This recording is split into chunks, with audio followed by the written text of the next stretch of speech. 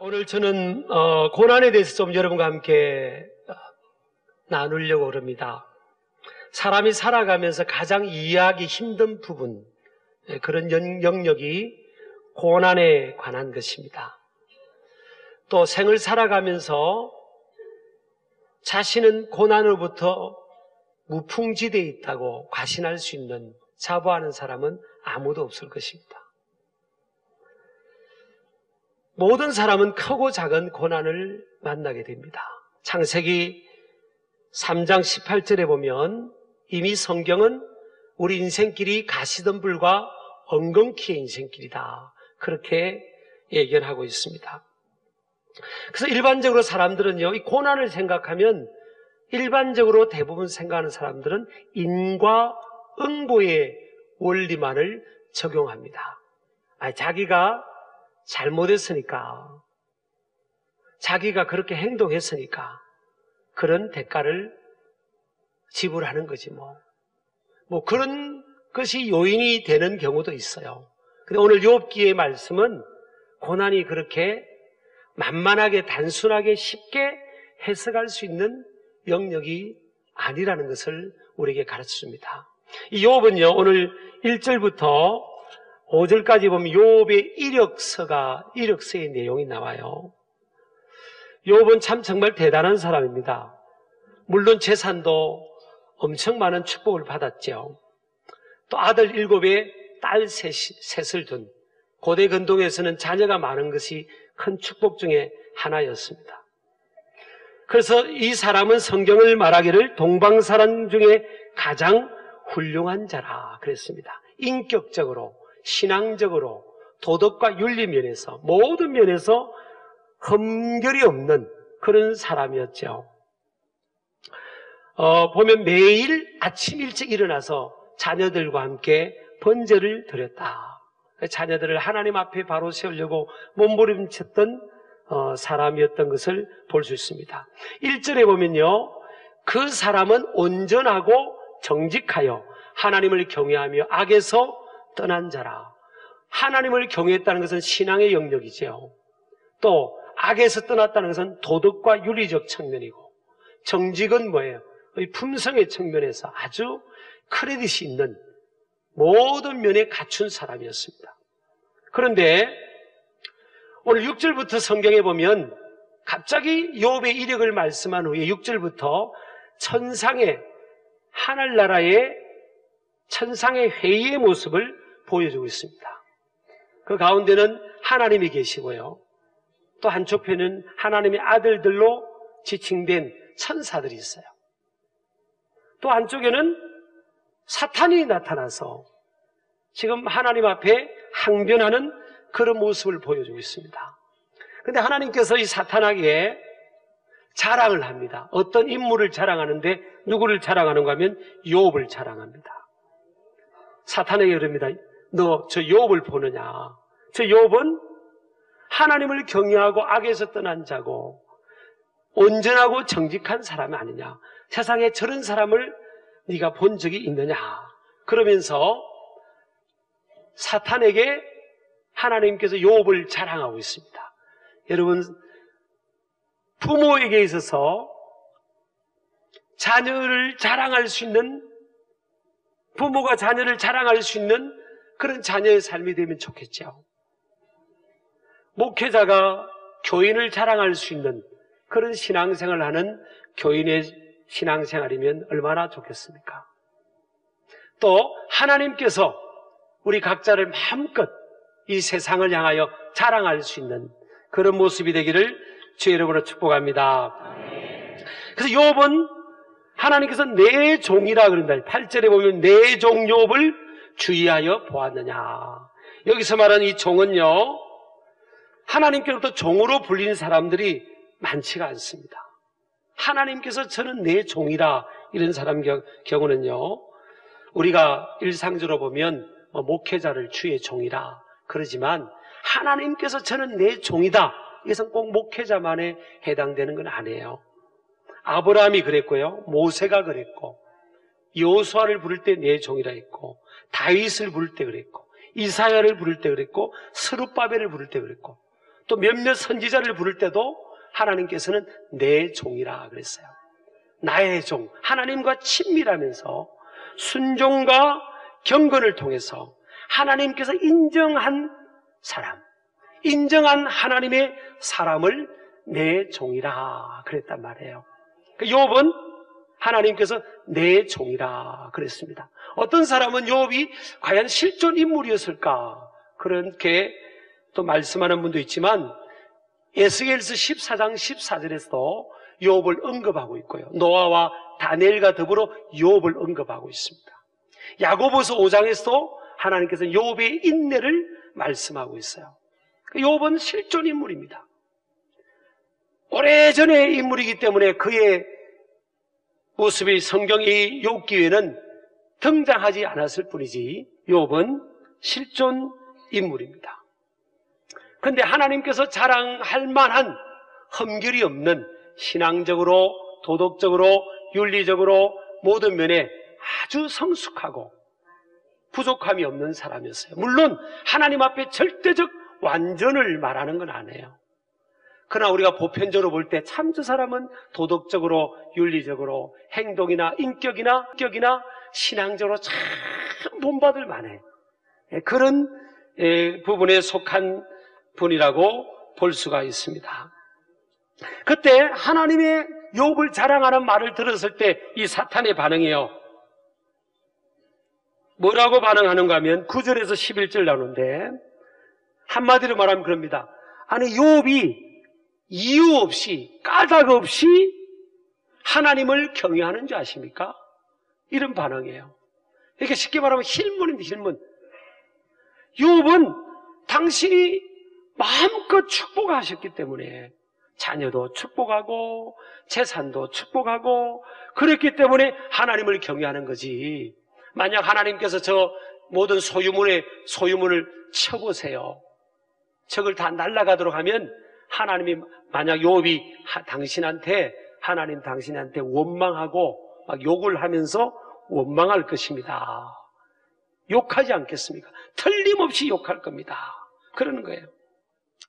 여기서 보면요, 사탄의 어떤 그 캐릭터가 나옵니다. 사탄은 지금 하나님께서 욥을 칭찬했을 때 하나님의 사람들은 뭐예요? 성숙한 사람들은 누군가가 칭찬하면 와, 맞아. 저분은 우리에게도 본보기가 돼. 그러면서 이렇게 세워주는, 하나님의 역사는 세워주는 역사예요. 하나님의 역사는 살리는 역사입니다. 그 성숙한 사람들은 뭐예요? 남이 세워지고 또 칭찬을 받으면 이렇게 함께 기뻐하는 그런 그 마음을 갖죠.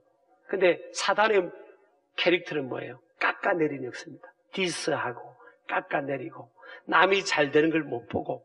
우리나라에 이게 참 좋은 문화나 이런 부분들이 많이 있지만 또 좀 성숙돼야 될 부분도 많이 있어요. 사실은 이렇게 깎아내리는 문화들이 많잖아요. 그 속담이 그냥 여사로 나온 게 아니에요. 뭐 사촌이 논을 사면, 아니 어떻게 사촌이 논을 사는데 배가 아파요. 근데 그게 그 속담인 거예요. 어디 가면 이렇게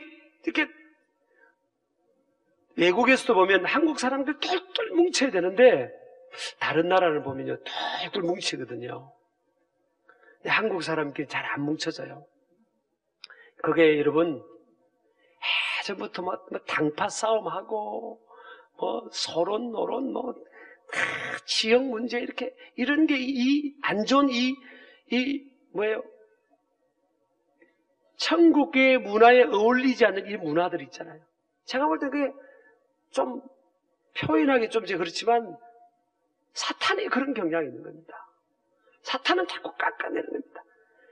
이 저주라는 단어가 히브리어로 칼날이네, 칼날. 우리나라 말로 칼날같이 그냥 뭐 그거하고 그건 다른 거지만 이렇게 깎아내리고 낮추고 사람을 업신여기는 것, 이게 이 저주입니다. 저주. 여러분 마귀한테 속으면 안 됩니다. 세상의 문화 흐름에 속으면 안 돼요. 축복하는 겁니다. 남 잘 되면 더 기뻐하고. 우리 아멘 하시기 바랍니다. 또 사단은 뭐예요? 말씀의 권위를 틀잖아요. 하나님께서 내가 욥을 봐라. 이 욥이 이렇게 신앙생활도 잘하고 인격적으로 훌륭하다. 이 욥을 보았느냐? 이렇게 세상에 이렇게 훌륭한 사람이 없지. 이러면 하나님이 판단이잖아요. 하나님이 판단하고 하나님이 말씀하셨으면 내 생각하고 달라도 아유 하나님이 바로 판단하셨겠죠. 아멘입니다. 지당한 말씀입니다.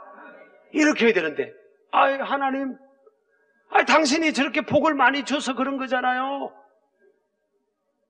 하나님이 왜 이렇게 불공평하게 그러세요? 하나님 다 빼앗아 보세요. 저 사람이 하나님 찬양하고 그러나 벌써 생각해 보세요. 탁 들어가지고 그냥 뺐다 가잖아요.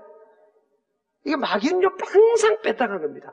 하나님한테 대들고 하나님 자리를 넘보려고 그래서 못 넘보니까 666이 된 겁니다. 하나님의 숫자가 7이잖아요. 7. 못 넘본 거예요. 그러나 하나님처럼 하나님 자리를 자기가 찾으려고 뺐다 간 사람들이 가끔 세상에 살다 보면 있잖아요. 그게요, 마귀한테 속은 겁니다. 마음이 속은 거예요. 우리는 저와 여러분은 뺐다 갈 수 없어요. 항상 긍정적으로 보고, 내 생각이 있고, 내 경험과 내 지식이 있고, 내 가치관이 있고, 내 세계관이 있어도 하나님이 말씀하시면 뭐예요? 아멘이죠. 하나님의 말씀이 권위 앞에 우리가 내 목소리가 있어요. 그래서 제가 목회하면서 제일 좋아하는 동물이 뭔지 아십니까? 자라입니다. 자라는 사람 한번 목이 쏙 들어가잖아요, 여러분. 저는 그 생각을 많이 합니다. 그래, 내 생각이 있지만 하나님의 말씀의 권위 앞에는 나도, 우리 모두도 항상 아멘이다. 우리 그렇게 나가기를 축복합니다. 그래서 욥에 대해서 이제 사탄이 그러니까 하나님께서 그럽니다. 제한적 허락을 합니다. 그래? 그럼 네가 하고 싶은 데 해봐. 그러나 욥의 몸에는 손대지 마라. 1차적으로 하나님께서 욥에게 고난을 허락하시는데요. 욥의 몸에는 손대지 마라. 그냥 마귀가 자기가 이제 하나님의 생각을 이겼다고 하는데 마음껏 마귀 역사를 하죠. 그래서 여러분 하루 동안에 서바 사람, 갈대아 사람을 동원해가지고 그 욥의 재산과 종들을 싹 다 빼앗아가 버립니다. 하루 동안에. 거기서 끝난 게 아니에요. 큰 바람을 일으켜가지고 그 7 아들 3 딸이 모여서 잔치를 하고 있는데, 파티를 하고 있는 그곳에 그냥 내 지붕 기둥이 다 무너지게 해가지고 그 10명의 자녀가 하루 한순간에 다 죽게 된 겁니다. 여러분요, 세상에 살아가면서 인생을 우리가 고난을 겪지만 욥처럼 이런 고난을 겪는 경우들이 어디 있어요? 근데 저와 여러분은, 문제는 뭐예요? 저와 여러분은 욥의 고난의 이유를 알잖아요. 마귀가 역사한 거죠, 마귀가 어떻게 역사했죠? 사람을 동원하고요, 자연재해를 동원하면서 하나님의 사람, 하나님의 종 욥에게 정말 만회할 수 되기가 힘든 그런 극단적 고통을 줬잖아요. 마귀가 역사한 겁니다. 근데 하나님은 왜 허락하셨을까요? 하나님이 하신 일에는요, 후회하심이 없어요. 그래서 영어로 하면 God doesn't play dice 있잖아요. 예, 외국분이 왔으니까 잠깐 썼어요. 예. God doesn't play dice. 하나님은 실수하지 않는다는 거예요. 주사위를 2번 던지지 않는다는 거예요. 하나님은 그럼 왜 허락하셨을까요? 고린도전서 10장 13절에 보면 사람이 감당치 못할 시험당함을 허락하지 않는다고 했어요. 하나님은 욥을 너무 잘 아신 거예요. 다 한번 읽어볼까요? 시작. 사람이 감당할 시험밖에는 너희가 당한 것이 없나니 오직 하나님은 미쁘사 너희가 감당하지 못할 시험당함을 허락하지 않으시고 시험당할 점에 또한 피할 길을 내사 너희를 능히 감당하게 하시니라. 하나님은 욥을 아신 거예요. 욥이 감당할 수 있다는 걸 아신 겁니다. 여러분, 마귀가 역사해도요, 결국 하나님의 손바닥 아래 노는 겁니다. 하나님께서는 그 사람의, 저와 여러분의 분량을 아시기 때문에 감당할 만큼만의 어려움과 고난을 허락하신 거예요. 그것을 통해 욥을 연단시킨 것처럼 저와 여러분을 연단시키고요, 그것을 통해 우리를 성장시키시고, 그것을 통해서 하나님의 영광을 더 드러내기 위해서 하나님께서 허락하시는 시련, 역경, 고난이라는 영역이 있다는 거예요. 근데 마귀는요, 똑똑한 것 같아도 마귀는 띨띨합니다. 이 똘똘과 띨띨은 점 하나 차이예요. 여러분요, 마귀가 하는 일은 항상 결과적으로 띨띨합니다. 왜? 결국은 하나님이 이기시니까. 결국은 하나님의 이름이 높아지는 겁니다. 결국은 예수 믿는 사람이 승리하는 거예요. 결국은 믿음의 사람이 마지막에는 승리하는 겁니다. 왜 그런지 보세요. 자, 욥을 고난을 통해서 꺾어버리면 하나님도 창피당하고, 하나님이 말한 게 틀리니까 창피당하고, 자기가 이기고 자기가 하나님 자리를 차지할 거라고 생각한 겁니다. 그래, 욥에게 인간이 감당하기 힘든 고통을 주었잖아요. 근데 욥의 고백이 뭡니까? 결론적으로 보면 주신 이도 여호와시요 거두신 이도 여호와시니 여호와 이름이 찬송을 받으실지니다. 22절 보면 뭐예요? 이 모든 일에 욥이 범죄하지 아니하고 하나님을 향하여 원망하지 아니하더라. 이야, 욥이요, 하나님이 욥의 믿음의 그릇을 보신 겁니다. 이런 상황인데도 욥이 입술로 범죄하지 않고 하나님 앞에 원망하지 않고 오히려 뭐합니까? 21절, 20절, 21절 보니까 예배를 하고요, 20절 보면 예배하며 그랬잖아요. 엎드려 예배하며, 엎드렸다는 것은 뭐예요? 프로스쿠니엄, 헬라로 예배하다, 엎드려 예배하고, 21절에 보니까 찬송을 합니다. 세상에 찬송을 노래할 이유가 있습니까? 지금 자식들 다 가져가 버리고 있는 재산 다 가져가 버립니다. 근데 그는 노래하고 감사하고 찬송한 겁니다. 사람 만나서 하소연하고 붙들고 있기 전에 먼저 뭐예요? 하나님 앞에 나와서 예배한 거죠. 자기가 예상한 거하고 전혀 다른 방향으로 흘렀지 않습니까? 예수님의 십자가 사건도 마찬가지예요. 사단이 뒤에서 군중들을 조종해가지고 십자가에 못 박아라 해서 하나님의 아들을 십자가에 못 박지 않습니까? 예수님이 하나님의 아들인 것을 사탄이 알았어요. 하나님의 아들을 묶어놓으면, 하나님의 아들을 죽여놓으면 하나님의 영광이 가려질 것이다. 자기 세상이 될 거라고 생각했죠. 그래서 사탄이 선택한 방법이 뭐죠? 하나님의 아들 십자가에 매다는 거였습니다. 근데 하나님이 온 인류를 구원하라는 계획이 하나님의 아들을 십자가에 매달아서 그 십자가의 고난을 통해서 온 인류를 구원하고자 하는 하나님의 위대한 오묘한 계획이 있는 것을 마귀가 몰랐던 겁니다. 여러분요, 지금 욥이, 저와 여러분은 욥기를 다 알고 있잖아요. 결론을 알고 있고 결말을 알고 있고 내용을 알고 있는 거예요.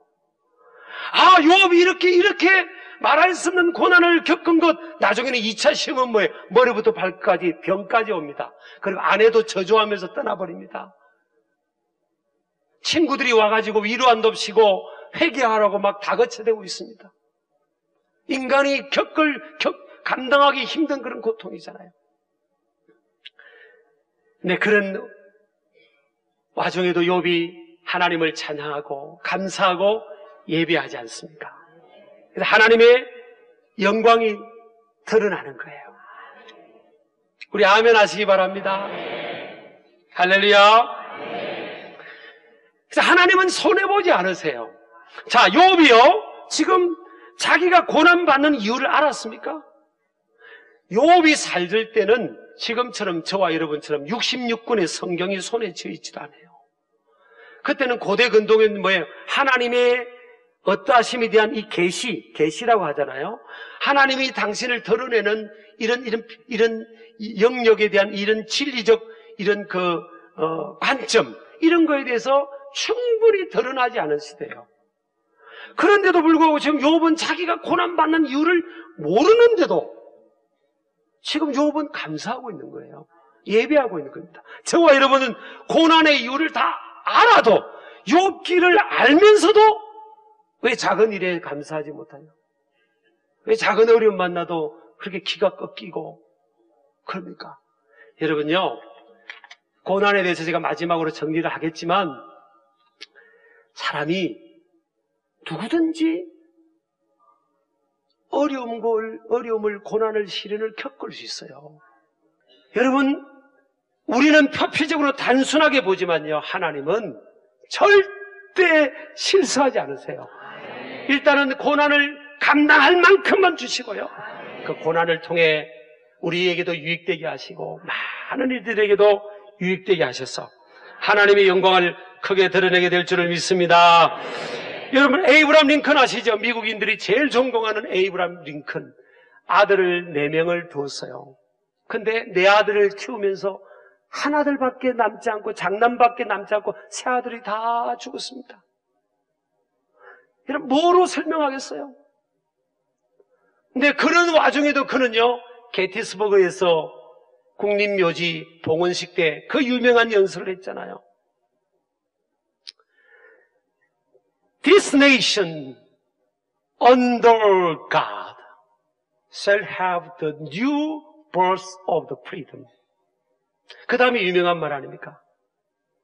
This government of the people, by the people, for the people, shall not have perished from the earth. 어떤 사람은 of the people, by the people, for the people이 제일 중요하다고 생각하는데, 저는 원문을 보니까 그게 아니더라고요. Under God입니다.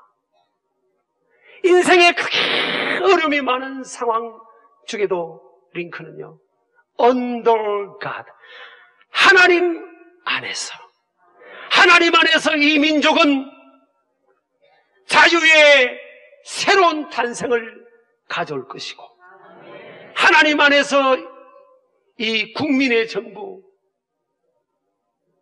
국민을 위한 이 정부는 영원히 쇠하지 않을 것입니다. 이런 고백합니다. 어떤 고난 중에도 하나님을 인정하지 않습니다. 저와 여러분도 욥처럼, 에이브라함 링컨처럼 그런 고백이 있기를 주의 이름으로 축복합니다. 그래서 제가 욥의 고난이 주는 교훈 8가지를 정리해봐서요, 빨리 우리 한번 읽겠습니다. 첫 번째는요, 한번 같이 읽겠습니다. 시작. 믿음의 의인의 삶에도 고난은 찾아옵니다. 두 번째, 시작. 하나님은 감당할 만한 고난만 허락하십니다. 고린도전서 10장 13절이죠. 세 번째요, 시작. 고난의 이유를 정확히 알 수 없으며 단순한 평가로 고난을 해석해서는 안 됩니다. 네 번째, 저주가 목적인 사탄의 존재가 실제함을 인식해야 합니다. 다섯 번째, 사탄도 하나님의 주권 안에서만 시험할 수 있습니다. 여섯 번째, 고난을 이기는 비결은 예배, 감사, 찬송에 있습니다. 여러분, 고난을 겪고 있을 때요, 위축되거나 죄책감에 빠지면 안 됩니다. 그리고 사람의 시선을 의식하면 안 돼요. 우리는 뭐예요? 어려움을 당할수록 하나님 앞에 예배의 자리로 나오는 겁니다. 사람 바라보거나 사람 의식할 필요 없어요. 예배의 자리로. 따라합시다. 예배의 자리로. 예배의 자리로 나와서 하나님을 예배하기를 주의 이름으로 축복합니다. 자, 그 다음에요, 7번째, 타인의 고난을 다 같이 읽읍시다. 시작. 타인의 고난을 쉽게 판단하지 마십시오. 아이고, 저 사람 저거 뭔가 잘못한 게 있으니까 아이고, 저렇지, 이렇게 판단하면 안 됩니다. 그게 어떤 경우는 하나님 앞에 범죄가 될 수도 있어요. 그게 컬스입니다. 컬스. 사람은요, 남의 어떤 사람이 고난을 겪으면 그건 하나님과 그 사람의 영역이에요. 우리는 축복하고 묵묵하게 그것을 잘 감당할 수 있도록 기도하는 거예요. 그를 위해 기도해 주는 겁니다. 마지막입니다. 8번째, 시작. 고난 뒤에는 더 큰 축복이 준비되어 있습니다. 자, 욥 보세요. 욥기 42장에 보니까 7명의 아들과 3명의 딸을 다시 얻었고요. 그리고 또 재산은 정확하게 갑절이 됩니다. 갑절.